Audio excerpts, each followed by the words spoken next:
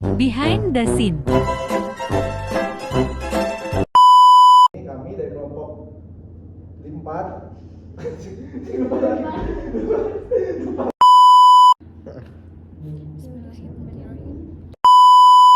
Tadi sampai mana?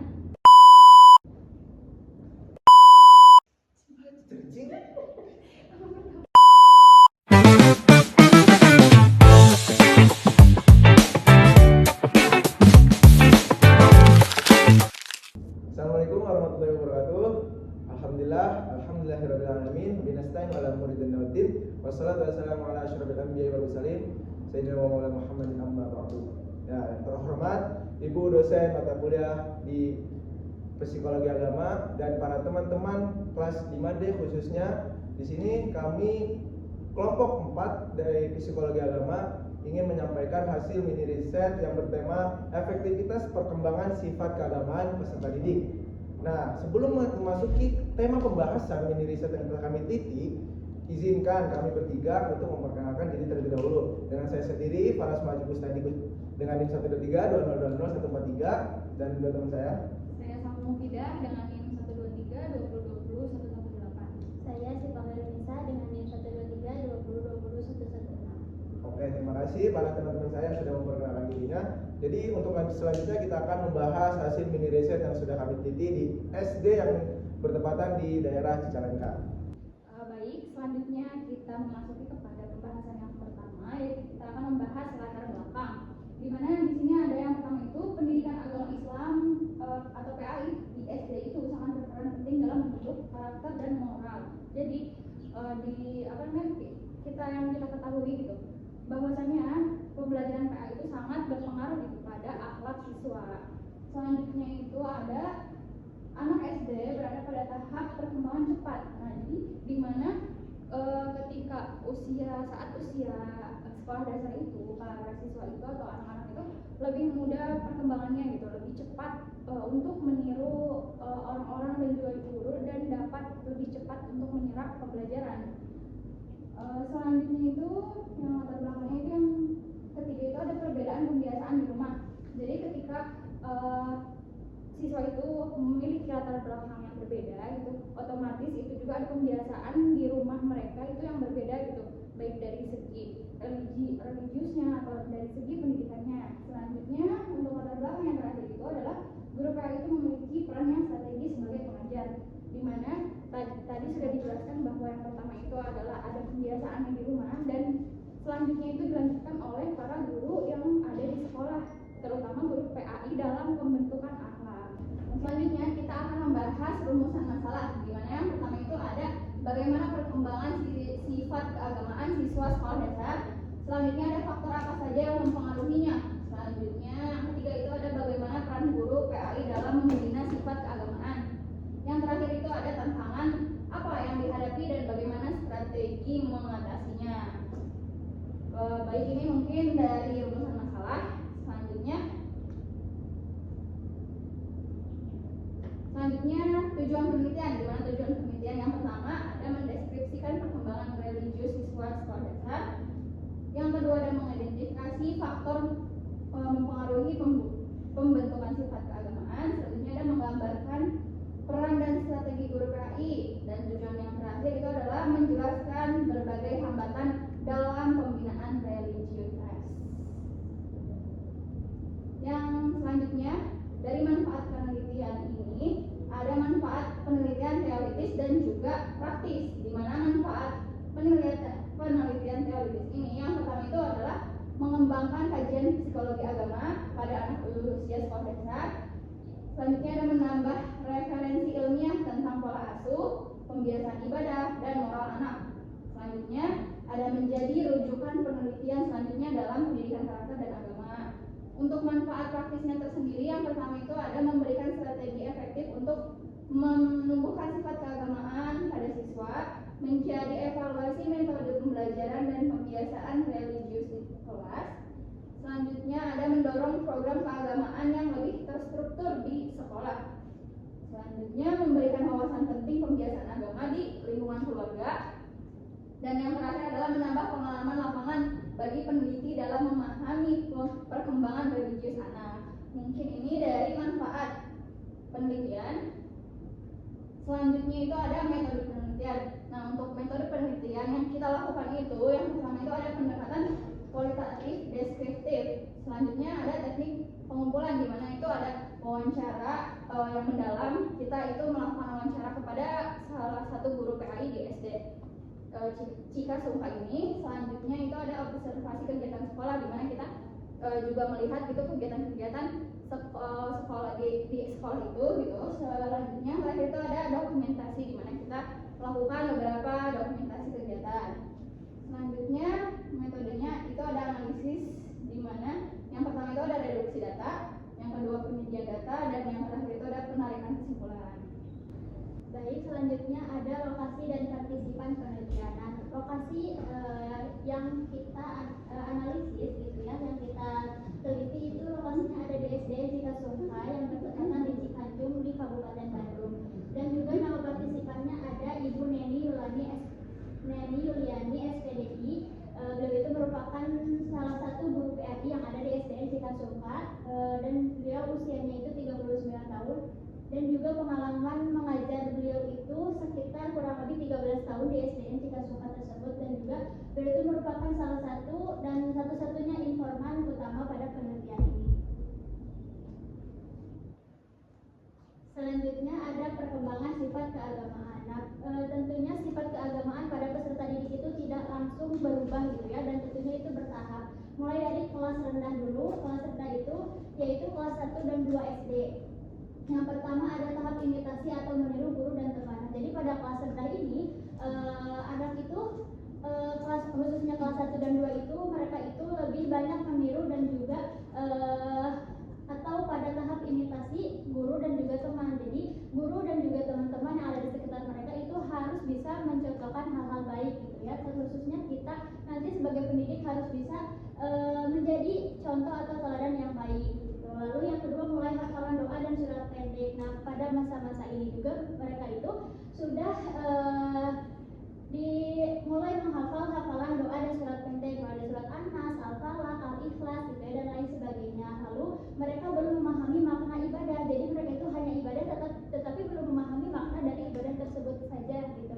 Belum memahami makna ibadah tersebut. Lalu perlu banyak pendampingan dan pembiasaan. Nah, pada anak SD kelas 1 dan 2 ini perlu banyak pendampingan dan juga pembiasaan dari orang tua maupun guru di sekolah agar pembiasaan keagamaan mereka itu bisa berkembang. Lalu yang kedua ada kelas menengah. Kelas menengah ini mencakup kelas 3 sampai kelas 4. Nah, pada kelas 3 dan kelas 4 ini mereka mulai memahami alasan ibadah. Jadi mereka mulai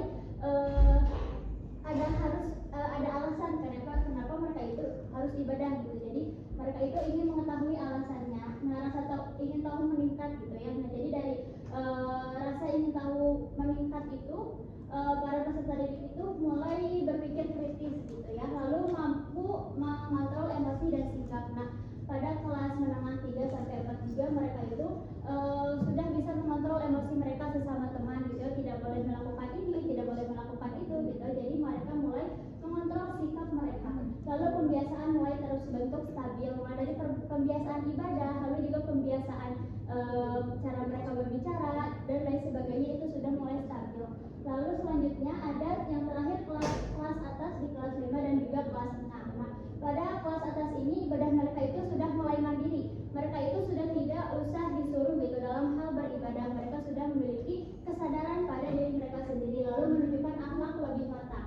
Akhlak yang mereka tunjukkan pun sudah lebih baik gitu ya, sudah lebih matang, dan juga mereka mampu berkomunikasi baik dan juga berempati. Mereka sudah mulai saling mengingatkan satu sama lain dalam hal kebaikan. Lalu perilaku religius terbentuk lebih kuat. Religius mereka juga terbentuk lebih kuat dari mulai ibadah mereka, lalu juga sikap-sikap keagamaan mereka gitu ya, sudah terbentuk lebih kuat. Selanjutnya ada faktor yang mempengaruhi perkembangan keagamaan. Nah, di sini ada beberapa faktor. Yang pertama ada lingkungan keluarga. Nah, lingkungan keluarga ini sangat berpengaruh dalam perkembangan keagamaan peserta didik ya, karena kebiasaan ibadah di rumah. Nah, jadi anak itu lebih sering menghabiskan waktu di rumah kan. Nah, jadi lingkungan keluarga itu paling berpengaruh gitu ya, dari orang tua mereka cara mengajarkan mereka beribadah dan juga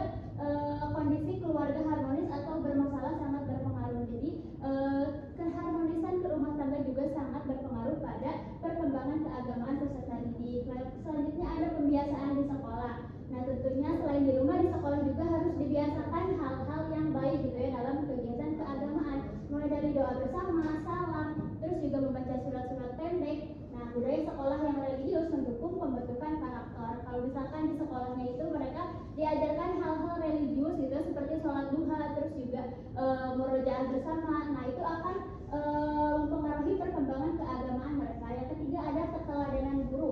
Nah tentunya guru itu menjadi teladan bagi peserta didik ya. Tentunya guru itu harus bisa menjadi teladan yang baik gitu. Sikap guru menjadi contoh langsung bagi siswa. Cara berbicara, kesabaran, kedisiplinan sangat mempengaruhi. Jadi kita sebagai pendidik nantinya harus bisa mengontrol gitu ya emosi kita, terus juga cara berbicara, kesabaran dan juga kedisiplinan kita akan mempengaruhi perkembangan keagamaan. Yang selanjutnya ada teman sebaya. Nah, tentunya dari hal pergaulan juga sangat berpengaruh gitu ya. Anak mudah meniru lingkungan pergaulan. Dan juga teman yang disiplin beribadah, siswa itu terbentuk baik. Jadi siswa itu harus bisa memilih gitu ya dalam berteman, dan juga guru itu harus bisa memperhatikan siswanya. Kalau misalkan pergaulannya buruk itu harus diingatkan gitu atau diajak berbicara gitu ya, biar lingkungannya atau pergaulannya itu bisa lebih baik lagi, karena siswa itu pasti akan ikut-ikutan gitu lah. Kalau temannya gini pasti ikutan gitu. Selanjutnya ada peran guru PAI. Nah, peran guru PAI ya di sekolah itu yang pertama sebagai pendidik, tentunya bukan hanya menjelaskan materi saja, tetapi juga harus ada bimbingan gitu, bimbingan kegiatan ibadah, terus juga kayak tadi murojaah, terus juga mungkin sholat Jumat bersama itu bisa ya dari pendidik, bukan hanya menjelaskan materi atau teori saja. Lalu pembimbing spiritual ya, pembimbing spiritual di sekolah dari mereka itu sholat gitu ya, diperhatikan bagaimana cara mereka sholat, terus cara mereka berwudu, cara mereka mengaji itu bagaimana, itu diperhatikan. Lalu teladan atau uswah. Dan selanjutnya ada motivator. Guru itu sebagai motivator peserta didik agar mereka itu bisa bangkit semangatnya, khususnya dalam kegiatan religius atau keagamaan. Lalu mediator orang tua sekolah. Nah, guru PAI juga sebagai mediator orang tua gitu, bila anaknya itu bersikap buruk mungkin di sekolah, atau mungkin kebiasaan ibadahnya kurang, itu bisa dibicarakan dengan orang tua mereka. Lalu ada pengelola pembiasaan. Berikutnya yakni tantangan dalam pembinaan sifat keagamaan di sekolah SD yang kami teliti. Yang dimana yang pertama itu ada jam pelajaran PAI terbatas, di mana di sana itu di SD yang bertepatan di Cicalengka itu bahwasanya gurunya tuh mengatakan terbatasnya jam pembelajaran PAI di sekolah tersebut, sehingga itu merupakan menjadi salah satu tantangan bagi seorang guru tersebut untuk menanamkan secara lebih dan secara mendalam pada siswanya, yaitu jam pelajaran PAI yang terbatas. Dan yang kedua itu ada jumlah siswa yang terlalu banyak sehingga sulit memberi perhatian secara personal.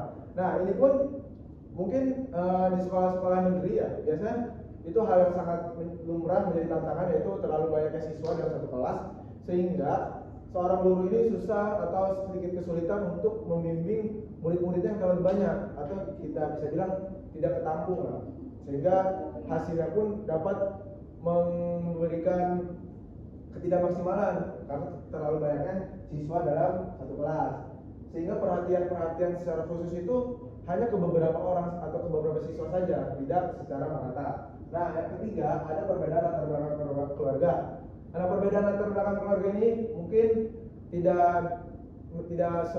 bukan sebuah tantangan di sekolah penelitian kita, tetapi di sekolah-sekolah manapun pasti latar belakang keluarga itu merupakan tantangan juga, yang mana si ibu itu pun atau guru yang kami wawancara itu pun mengatakan bahwa latar belakang keluarga yang berbeda itu menjadi salah satu tantangan untuk pembinaan sifat keagamaan di sekolah tersebut. Dan yang kelima ada pengaruh gadget dan media lainnya.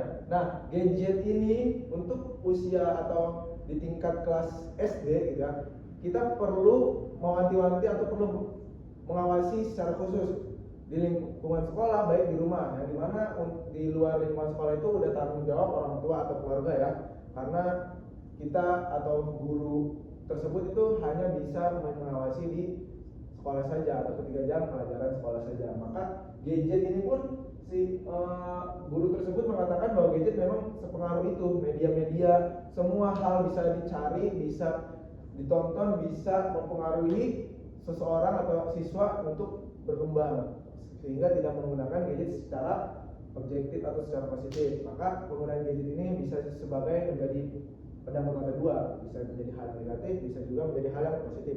Maka itu perlu pengawasan khusus dari baik dari keluarga maupun dari sekolah atau guru. Nah, yang berikutnya ada perbedaan karakter siswa, yang dimana perbedaan karakter ini mungkin tantangan untuk semua para guru, bukan hanya guru PAI saja, tapi guru mata pelajaran lain pun pasti itu merupakan tantangan karena memiliki watak dan karakter yang berbeda, gitu kan. Nah, adapun perbedaan karakter itu bervariasi di setiap kelasnya.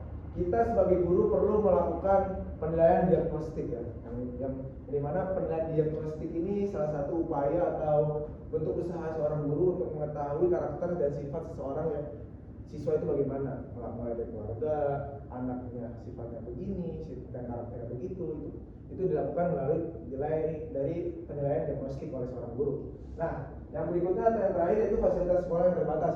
Nah, di sini pun fasilitas sekolah memang belum menyeluruh secara merata, khususnya sekolah-sekolah negeri yang dimana SDN, SMP, dan SMA yang dinaungi oleh negara atau dari SMP, SMA negeri itu fasilitasnya belum merata, apalagi yang di daerah-daerah kampung ke bawah atau di luar kota lah, di luar daerah keramaian. Nah, jadi fasilitas sekolah itu belum merata secara menyeluruh, seperti halnya TV seperti ini dan untuk fokus untuk belajar, di mana di sekarang ini di sekolah-sekolah perkotaan itu seperti fasilitas teknologi itu sudah diberikan oleh pemerintah pusat, maka mungkin belum menyeluruhnya, tapi seiring berjalannya waktu guru yang kami wawancarai pun mengatakan insya Allah tahun atau 2 tahun ke depan fasilitas sudah terpenuhi atau sudah lengkap gitu. Dan berikutnya strategi guru PAI mengatasi tantangan yang berada di sekolah tersebut. Guru PAI yang kami wawancarai itu mengatakan beberapa strategi dalam mengatasi tantangan atau masalah yang beliau hadapi. Yang dimana yang pertama itu pendekatan personal pada siswa tertentu. Nah, strategi ini bisa dikatakan salah satu upaya dari ibu yang mengajar di sana, di mana kenapa dia menanamkan pendekatan personal pada siswa tertentu. Mungkin tujuannya ibu itu sedikit demi sedikit gitu. Yang penting terbentuk siswanya, karakternya baik, akhlaknya baik, sifatnya baik, nilai-nilai keagamaannya dapat diterapkan di sekolah maupun di luar sekolah. Sehingga ibu dengan menaruh harapan untuk membentuknya siswa personal tertentu bisa mengamalkan ke teman-teman lainnya, yang dimana siswa untuk usia SD itu biasanya tidak jauh mengikut-ikut dari temannya yang tadi sudah disampaikan presenter sebelumnya, kan? Jadi harapan guru tersebut mungkin seperti itu, sehingga teman yang sudah diberi perhatian khusus secara personal terhadap guru PAI sehingga bisa menyebarkan ke teman-teman lainnya. Dan yang kedua ada menggunakan metode kreatif, yang dimana metode kreatif yang biasa digunakan oleh guru PAI tersebut itu dimana ada cerita, ada permainan edukatif dan demonstrasi ibadah. Nah, biasanya ibu ini menggunakan media pembelajaran menggunakan fokus seperti berbasis game, permainan edukatif, dan cerita menarik. Cerita menarik itu yang dimana siswa ini tuh bisa mendengarkan secara fokus sehingga tidak monoton gitu. Itu mungkin beberapa pertemuan saja karena lebih seringnya menggunakan permainan edukatif. Dan yang ketiga ada menguatkan pembiasaan ibadah harian. Nah, pembiasaan ibadah harian ini biasanya untuk tingkatan kelas 4 ke atas ya. Sehingga kelas 2 kelas 1 itu tidak mengikuti kegiatan ibadah harian seperti yang dimaksud kegiatan ibadah harian itu seperti sholat duha, berjamaah. Nah, itu biasanya kelas 4 ke atas. Karena untuk kelas 2 ke bawah beliau mengatakan kurang efektif karena masih belum terlalu dewasa atau takutnya malah merencokkan dan mengganggu kakak kelasnya. Nah, maka dari itu untuk secara bertahapnya dari sekolah tersebut mengatakan peningkatan ibadah harian ini tidak hanya sholat duha, tetapi ada sholat jamaah seperti sholat zuhur, sholat Jumat, dan lain-lainnya, dan seperti mengaji, membaca Al-Quran, dan hafalan surat-surat pendek. Dan berikutnya ada kolaborasi aktif dengan wali kelas dan orang tua. Nah, ini pun mungkin strategi yang sering digunakan oleh para pendidik ya, oleh para guru di sekolah, yang dimana komunikasi yang baik dengan antara guru dan orang tua itu menjadi salah satu kunci agar terlaksananya pembelajaran dengan baik, sehingga guru mengetahui keluh kesah anaknya, yang dimana orang tua lebih tahu dan lebih banyak waktunya bersama anaknya. Nah, itu perlu komunikasi yang jelas agar kita bisa berkolaboratif untuk menentukan arah siswa ini mau diarahkan kemana arahnya. Jadi ketika kita misalnya menemukan salah satu siswa yang problematik ya, atau anaknya bandel, sehingga guru ini sudah menemukan informasi dari guru kelas kah, dari guru mata pelajaran lain kah, menanyakan solusinya, apakah anak ini benarkah melakukan hal yang seperti itu. Jadi ibaratnya guru mencari informasi terlebih dahulu ke guru-guru lain di sekolah, sehingga barulah menanyakan ke orang tuanya, berkomunikasi bahwasanya anak ibu seperti ini dan hingga menemukannya solusi atau jalan tengahnya, jalan baiknya seperti apa. Jadi komunikasi itu sangat penting untuk para pendidik ya, untuk meningkatkan efektivitas pembelajaran. Dan yang berikutnya itu mengembangkan tutor sebaya. Nah, guru PAI yang kami wawancari pun ini merupakan tutor sebaya ini merupakan strategi andalan yang diterapkan oleh ibu tersebut. Yang dimana tutor sebaya ini beliau mengatakan bahwa ya namanya juga anak SD gitu kan. Namanya juga anak SD itu tidak jauh dari namanya teman. Yang dimana temannya melakukan ini pasti dia mengikutinya. Teman dekatnya melakukan ini pasti pasti temannya ikut juga. Nah, ini pun teman sebaya ini memiliki kebersamaan dengan yang pendekatan personal ini, yang dimana saling memberi impact gitu kan. Misalkan si A memberikan impact ke si B dan si B memberikan impact ke si C dan seterusnya, sehingga itu bisa memperingankan untuk guru bisa menanamkan nilai-nilai keagamaan maupun nilai-nilai pengetahuan lainnya tanpa dikarenakannya jam pembelajaran yang terbatas. Dan yang terakhir ada konsistensi menjadi teladan dalam berlaku. Nah, ini pun seorang pendidik dalam teladan itu sudah pasti kita harus memiliki sifat teladan sebagai contoh pada siswa-siswanya. Nah, teladan ini mesti kita miliki untuk agar siswa ini mencontoh hal-hal yang baik. Karena sifat teladan jika tidak dimiliki seorang guru itu sangat memiliki impact yang negatif nantinya. Maka sifat teladan ini guru, tidak hanya guru PAI ya, di sekolah tersebut semua guru, mau itu guru bahasa Indonesia, kepala sekolah, TU, BK dan lain-lainnya, itu ditanamkan atau diharuskan mempunyai jiwa teladan agar bisa mendidik siswanya menjadi lebih baik. Dan berikutnya, nah terakhir kesimpulan, kita menyimpulkan pembahasan komite riset yang telah kami teliti di sekolah yang bertepatan di Cicalengka, yang dimana kesimpulan itu perkembangan sifat keagamaan siswa terjadi secara bertahap, yang dimana pertama itu dari mulai meniru, memahami hingga bersikap baik. Yang kedua yaitu ada faktor paling dominan adalah lingkungan keluarga dan pembiasaan di sekolah.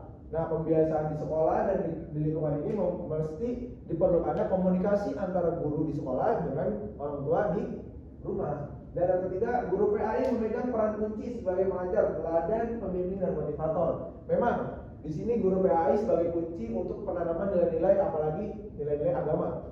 Yang dimana kalau guru PAI yang tidak memiliki nilai-nilai tersebut, maka bakal berimpact besar ke siswanya. Karena jadi itu tadi, teladan dan pembinaan dan sebagai motivator itu suatu hal basic yang harus dimiliki oleh seorang pendidik. Maka dari itu beliau mengatakan tadi, guru PAI yang kami teliti itu mengatakan bahwa kita senantiasa untuk membiasakan keteladanan harus diterapkan kepada siswa kan? Dan pembinaan khusus dari mata pelajaran PAI serta memotivasi di setiap hari oleh semua guru. Dan yang berikutnya tentang pembinaan dapat diatasi melalui strategi kreatif dan kerjasama dengan orang tua. Ya, ini betul juga, yang dimana pembinaan itu semuanya bisa diatasi melalui strategi antara guru PAI dan keluarga dan orang tua. Karena kita mesti mempunyai dua pandangan, dua POV, dari POV orang tuanya atau murid, dari POV guru sebagai guru sebagai orang tua di sekolah, kita harus menemukan solusinya ketika ada masalah yang terjadi pada anak tersebut. Dan yang terakhir, pendidikan agama yang konsisten membentuk akhlak dan kepribadian siswa secara berkelanjutan. Ini memang tujuan para instansi sekolah ya, di mana pembentukan akhlak itu merupakan utama dan kepribadian siswa yang baik itu harus ditekankan di setiap instansi, di mana bisa menempel, bisa menjadi kebiasaan kepada siswanya, bisa mengamalkan di lingkungan masyarakatnya, dan hal tersebut dengan harapan bisa berkelanjutan di tingkat SMP-nya atau di tingkat SMA hingga perguruan tinggi. Nah, mungkin sekian kesimpulan yang bisa kami sampaikan. Kami dari kelompok 4 sedikit tambahan untuk memaparkan hasil dokumentasi yang kemarin kami teliti. Nah, ini salah satunya di mana kita bersama dengan guru mata pelajaran PA di sana, dan ini sedang kegiatan sholat duha. Nah, itulah potretan atau dokumentasi. Kita tidak memiliki video ya, karena kemarin tuh siswanya sudah mau pulang, jadi kita hanya memotret ketika pas datang saja, ketika selesai wawancara udah pulang gitu, jadi nggak sempat. Nah, itulah dokumentasi yang bisa kami dapatkan pada penelitian kemarin. Baik, terima kasih atas perhatiannya. Mungkin cukup sekian untuk pemaparan presentasi dari kelompok 4 psikologi agama. Kami dari kelompok 4 izin untuk undur diri. Wassalamualaikum Warahmatullahi wabarakatuh.